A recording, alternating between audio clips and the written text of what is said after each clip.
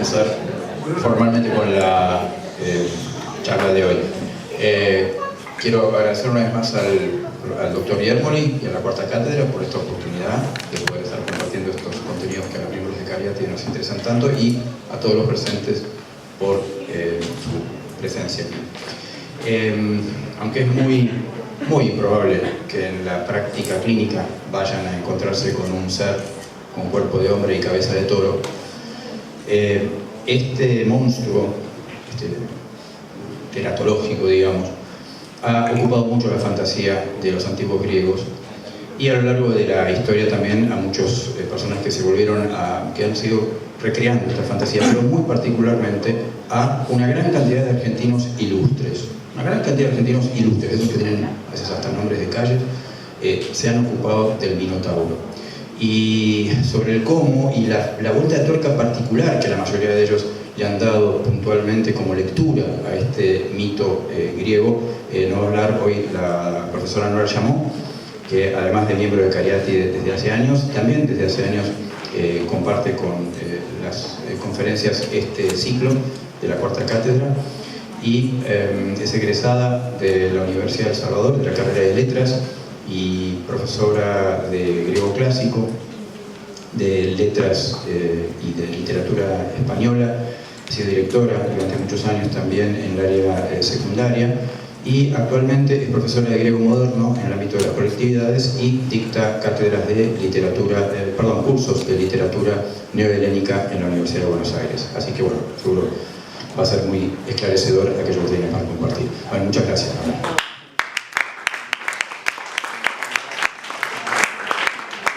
Buenos días. Tal vez, como dijo Jerry, a algunos les extrañe un poco la elección del tema de hoy, pero es que es increíble ver cómo los temas griegos, los mitos griegos, además de seguir presentes hoy, siguieron presentes a lo largo de toda la historia de la cultura, en la literatura, en el arte, en la música, en la ópera. Entonces me resulta muy interesante siempre ver y tratar de comunicar que no quedó 5 siglos antes de Cristo la civilización griega, ni en los siglos posteriores, sino que sigue permanentemente vigente en nuestra historia, en nuestra actualidad, y con los mitos en la vida de cada uno de nosotros. Hoy nos vamos a dedicar a este ser que por ahora lo vamos a presentar, como se ve en esta imagen, como un ser monstruoso al que todos le temían y le tememos un poco como figura, pero sin embargo vamos a ir viendo cómo fue cambiando la imagen de este Minotauro a través de los siglos. No es raro que grandes autores argentinos se hayan dedicado a este mito, porque una de las características de la literatura argentina es la permanencia de los mitos griegos, tanto en cuentos, en novelas y muchísimo más todavía en teatro. O sea que entonces eso estaría justificando esta imagen. Perdón.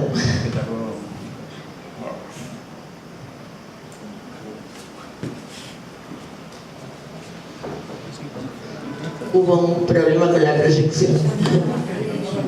Igual, ¿por qué no? Me parece que la pasó. ¿Sí? ¿Para pasar? Sí.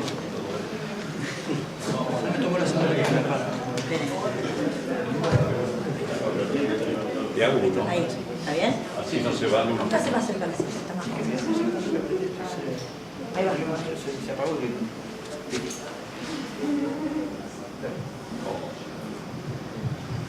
Bien, se cambiaron un poco las letras, la tipografía que había elegido. Si leemos, tal vez con un poco de dificultad, dice: y ella, Pasífae, dio a luz a Asterión, al que se conoció también por el nombre de Minotauro, pues tenía el rostro de toro y lo demás de hombre. Minos quiso cuidarse de ciertos oráculos, encerrándolo en un laberinto. Era el laberinto, obra de Dédalo, una construcción de enmarañadas revueltas que extraviaban de la salida. Biblioteca, libro 3 de Apolodoro. Si nosotros vemos en este brevísimo texto, está el germen de todo lo que vamos a considerar esta mañana. Primero, se habla de Pasífae, la reina, la madre de Asterión, y al que nos lo caracteriza como Minotauro. Y dice cómo era físicamente, que tenía la cabeza de toro. Habla también de Minos, el supuesto padre, de ciertos oráculos, y que lo encerraron en un laberinto. Y aclara que el constructor de ese laberinto era Dédalo. Entonces, como les decía, en este breve texto está el germen del mito del Minotauro. La biblioteca es una obra que podemos situar en los siglos I o II después de Cristo. Es una obra que recopila de una manera detallada, pero incompleta, la mitología griega tradicional, desde los orígenes del universo hasta la guerra de Troya, que la ubicamos, si existió o no, en los siglos XII o XIII antes de Cristo. Me gusta situarlos, los siglos, para que tengan idea que estamos hablando de cosas muy, pero muy antiguas. Gracias a esta cita, entonces conocemos todos los detalles que yo ya les estuve mencionando. Y varias veces utilicé la palabra mito. Pero vamos a ponernos de acuerdo en qué es un mito. Un mito no es sinónimo o de mentira, o de historia falsa, o de fábula, o de cuentos para chicos. Un mito es una historia singular y singularmente contada. No es una cosa antigua, obsoleta e inusitada. Un mito es una realidad humana, por lo tanto, es una necesidad del hombre que se va ayornando y resemantizando a lo largo de los siglos. Cada nuevo autor le aporta al mito una visión peculiar del mundo, de las ideas filosóficas o psicológicas, tanto propias como de su época, y a veces se le van adosando anacronismos que le dan un aire atemporal que lo hace muy atractivo. Entonces, se dijo que un mito es lo que da a las realidades más intolerables una cierta irrealidad que las hace tolerables. Por ejemplo, pensemos en el mito de Edipo. Un ser, para nosotros que podríamos decir monstruoso, mata a su propio padre, se casa con su madre, con ella engendra hijos y origina toda una serie de tragedias. El mito de Medea, la mujer que por despecho mata a sus propios hijos para vengarse del marido. O sea, estos dos temas, el tema de la mujer que asesina a los hijos, el tema del hombre que comete todo ese tipo de actos, a nosotros es algo que nos horroriza, nos cuesta mucho aceptarlo y verlo en nuestra sociedad. Pero ¿qué pasa si nos lo presentan con el ropaje de una historia, de un cuento? Entonces es como que lo podemos tolerar. Entonces un mito es algo que nunca fue, pero que siempre está ocurriendo. Por eso se recrean y resignifican continuamente. Tal vez a muchos de ustedes les resulte conocido el mito del Minotauro, o por relatos infantiles, por cómics, o también vi que hay varios videojuegos, tema que desconozco totalmente, algo que me es muy ajeno, pero que me interesa mucho, porque veo cómo es una manera distinta, un abordaje distinto, una manera de hacer conocer todo este tema de la mitología y de la Grecia antigua. Por ejemplo, recuerdo que hace unos años, no sé cuántos, había una serie de dibujos, creo que eran Los Caballeros del Zodíaco. Entonces, por muchos chicos jóvenes y me preguntaban sobre dioses, sobre personajes, y querían conocer mi opinión o qué interpretación le daba yo a esos temas. Y para mí eso es totalmente enriquecedor. No decir, ay no, ¿cómo lo presentan? Sino al contrario, qué bueno que encontraron otra manera de presentarlo y de acercarlo a gente joven. Hay una frase de un autor, Joseph Campbell, que es un especialista en el tema de los mitos. Esta frase me gusta mucho. Y él dice que, por ejemplo, la última encarnación de Edipo, el continuo romance de la Bella y la Bestia, estaban esta tarde en la esquina de la calle 42 y la Quinta Avenida esperando que cambiara el semáforo. La cita es de El libro de las mil caras. Hay un escritor italiano, Carlo Lapucci, que relaciona el tema de la Bella y la Bestia con este tema del Minotauro. O sea, como ven ustedes, hay una conexión permanente. Entonces, ya aclaré el concepto de mito. Vamos a pasar ahora específicamente al tema del Minotauro y después vamos a considerar las principales reescrituras de este mito en la literatura argentina. El Minotauro era un monstruo. Tenía cuerpo de hombre, cabeza de toro, como ya dijimos varias veces. Su nombre significa toro de Minos. Y era hijo de Pasífae, y no del rey Minos, como decía la cita de Apolodoro, sino que era hijo de un toro. Era hijo del toro de Creta. Existen varias versiones acerca del motivo que ocasionó que Pasífae, la reina, sintiera una pasión desenfrenada por un animal y no escatimara recursos para unirse a él. La versión más extendida dice que Minos le había pedido al dios Poseidón, que tal vez a ustedes les resulte más conocido con el nombre que lo conocían los romanos, Neptuno, es el mismo dios, que lo ayudara para suceder al rey de Creta, que estaba en ese momento, y ganarle a sus hermanos, que eran sus competidores. Poseidón lo escuchó e hizo salir de los mares un hermoso toro blanco, con la condición de que Minos lo sacrificara en su honor. Pero Minos quedó tan maravillado por las cualidades del hermoso animal que lo ocultó en su rebaño, tomó un toro cualquiera y se lo sacrificó a Poseidón. Poseidón era Dios, pero no era tonto, se dio cuenta del cambio.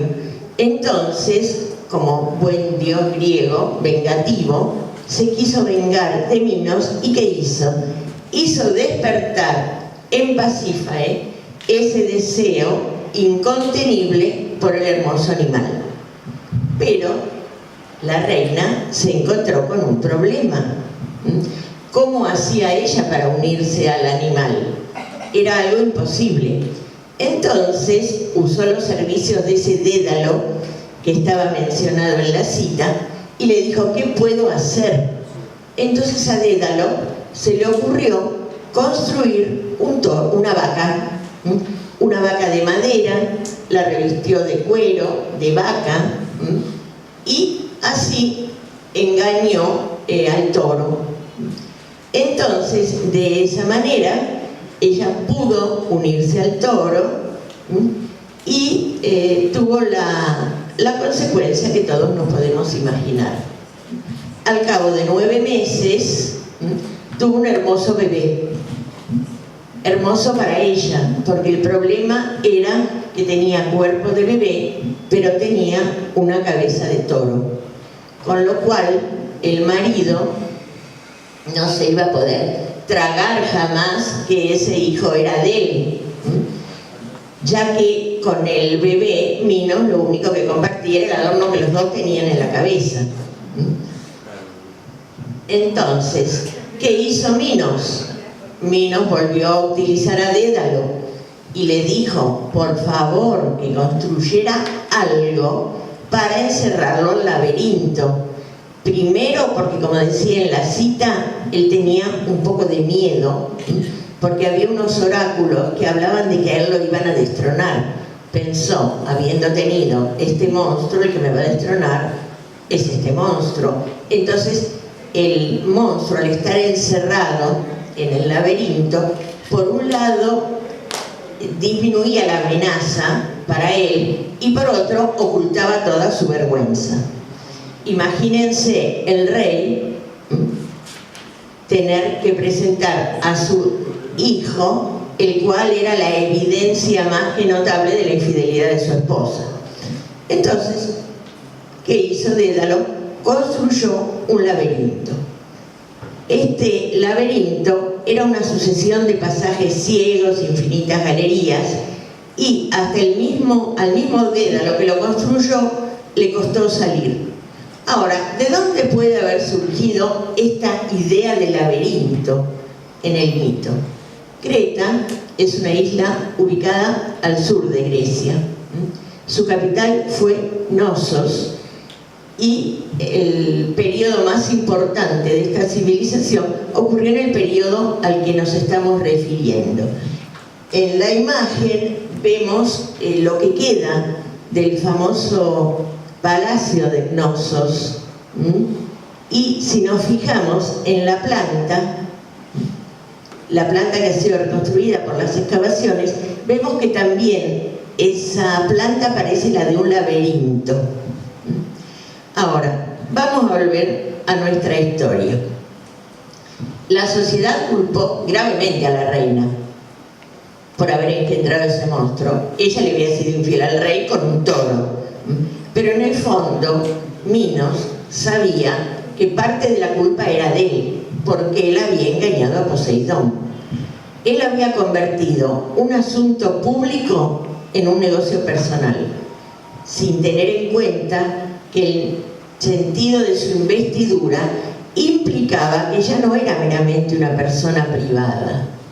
La ofrenda hubiera simbolizado su absoluta sumisión a sus funciones. El haberlo retenido lo convertían en un peligroso tirano acaparador. Si hilamos un poco finamente, veremos cómo se siguen repitiendo las mismas características. Estamos hablando de 1200 años antes de Cristo. Bueno, ahora estamos más de 2000 años después de Cristo y vemos que siguen existiendo muchos mitos en la realidad. Entonces pasó el tiempo. Atenas había sido derrotada por Creta. Eran dos poderíos en ese momento, Creta y Atenas. Atenas, al ser derrotada, debía pagar un tributo. El tributo ese que consistía en entregar a 7 jóvenes varones y 7 doncellas como sacrificio para el Minotauro. Según las versiones, a veces hablan 7 años, a veces 9 años, pero eso no hace a lo fundamental del mito. Entonces, algunos incluso hablan que era anual la ofrenda. Entonces llegaba un barco desde Atenas, se bajaba a los jóvenes, se los metía en el laberinto, se perdían, como no era posible otra cosa, hasta que en un momento se encontraban con el famoso Minotauro, que después de matarlos los devoraba.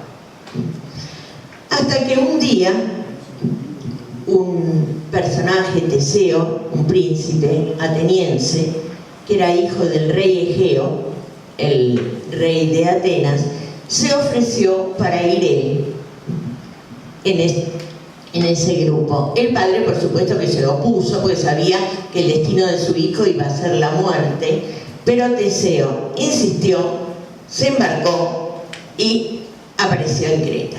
Al llegar a Creta, conoció a Ariadna, que era hija del rey Minos y de Pasífae, y por lo tanto hermana del laberinto, hermana del Minotauro.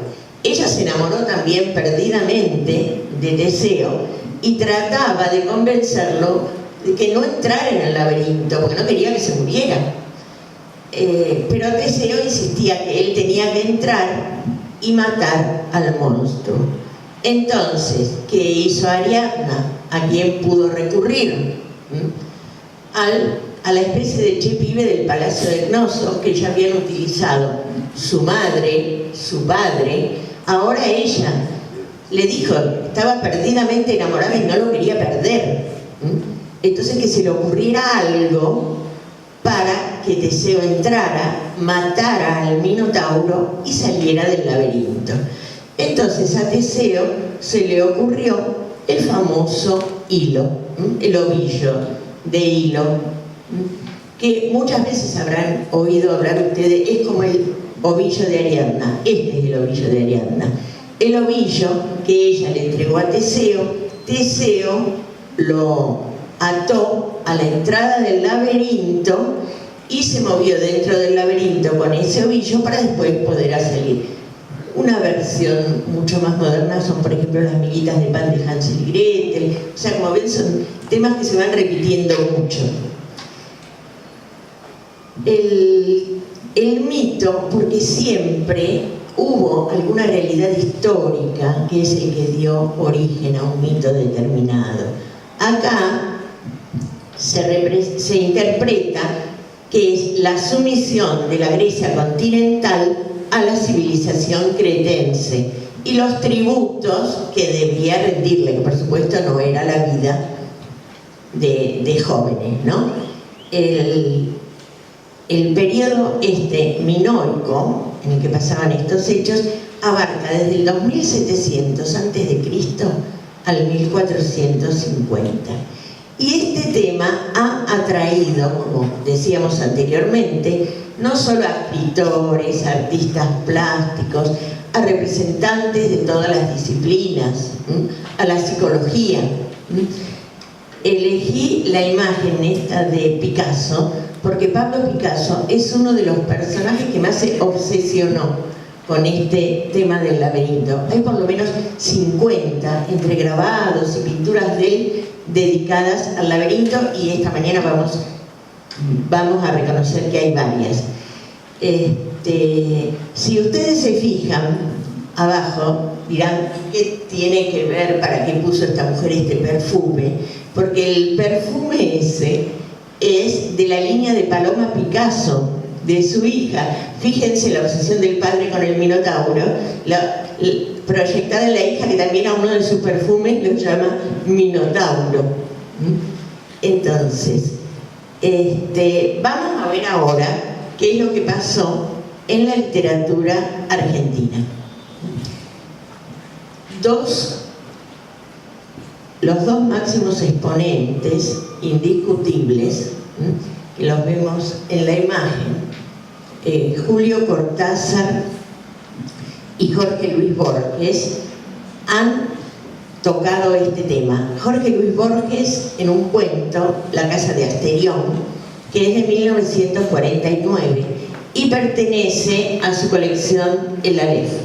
Julio Cortázar en un breve poema dramático, Los Reyes, que coincidentemente fue publicado en el mismo año que el de Borges.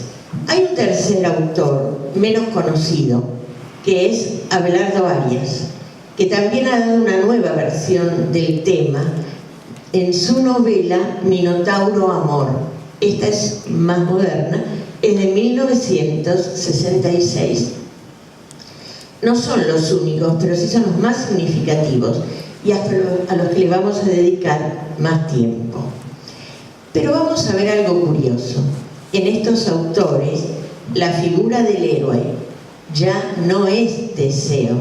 La figura del héroe se ha desplazado al Minotauro. Para el mito, para los antiguos, el Minotauro era el monstruo y Teseo era el héroe que venía a matarlo y a librar a los hombres de este terror. Vamos a ver que Borges le cede la palabra, o sea, el que habla es el Minotauro en el cuento, y él habla sobre su condición. Cortázar hace algo mucho más original, que es invertir los roles originales de la historia, y lo presenta al Minotauro como un ser sensible y libre. El Minotauro de Arias no consigue dominar del todo sus instintos animales, ni puede controlar siempre sus impulsos, pero es consciente del rol de verdugo que le han atribuido y se horroriza de sus propios actos. En esto que he esbozado brevemente, verán ustedes que no tienen nada que ver el Minotauro que presentan estos autores con el Minotauro del que hablábamos al principio. Pero volvamos a la casa de Asterión. Borges ha sido capaz de extraer del mito antiguo dimensiones que preexistiendo resultan nuevas y personales. Asterión, en manos de Borges, es otra cosa que el Minotauro de los cretenses. Asterión es ahora Borges, atormentadamente Borges, criatura o sueño suyo, doble en el espejo, ficción mimética de su alma, con todos sus fantasmas y sus carencias personales. Es por ello que el relato adquiere el temblor de lo íntimo y nos conmueve con su verdad. La dificultad al leer este cuento, para el que no tiene idea del mito ni de los personajes, es bastante seria al principio. Primero, la casa de Asterión, no saben quién es este Asterión. Después comienza con la cita más breve, pero la cita de Apolodoro. Tampoco es un personaje muy conocido Apolodoro, ni todo lo que él cuenta. Entonces Borges, con mucha habilidad narrativa, va intrigando al lector y lo va introduciendo en una historia insólita, extrañísima, cuyo reconocimiento mitológico llega con evidencia plena al final. No existe en el cuento de Borges el relato de la historia mítica, o sea, se da por sobreentendida. La resolución del misterio lleva una marcha hábilmente progresiva. En los primeros momentos, el lector sabe exclusivamente que es un ser extraño, es soberbio, es misántropo, es loco y de aspecto al parecer monstruoso. Vive recluido en una casa de tamaño infinito, sin un solo mueble y de puertas sin cerraduras. Más adelante es que la casa se define como un laberinto inextricable de pasillos y encrucijadas. En otro momento, Asterión dice haber salido al exterior y haber visto el mar. Al final del mismo párrafo se hace mención a la naturaleza divina del personaje. Él reflexiona: quizá yo he creado las estrellas y el sol y la enorme casa, pero ya no me acuerdo. Hasta que con la referencia mitológica se aclara. Se describe primero el sacrificio de víctimas humanas al monstruo, que cada 9 años entran en la casa 9 hombres para que yo los libere de todo mal, y seguidamente se alude a la profecía, por la cual habría de llegar el liberador. Así llama el Minotauro al personaje que va a acabar con su vida. Y finalmente el personaje menciona su condición de hombre toro. ¿Cómo será mi redentor?, me pregunto. ¿Será un toro o un hombre? ¿Será tal vez un toro con cara de hombre o será como yo? Si se fijan en esta recreación que tenemos en pantalla, es muy tierna la representación tanto del Minotauro buscando a Teseo como de Teseo queriendo encontrarse con el Minotauro.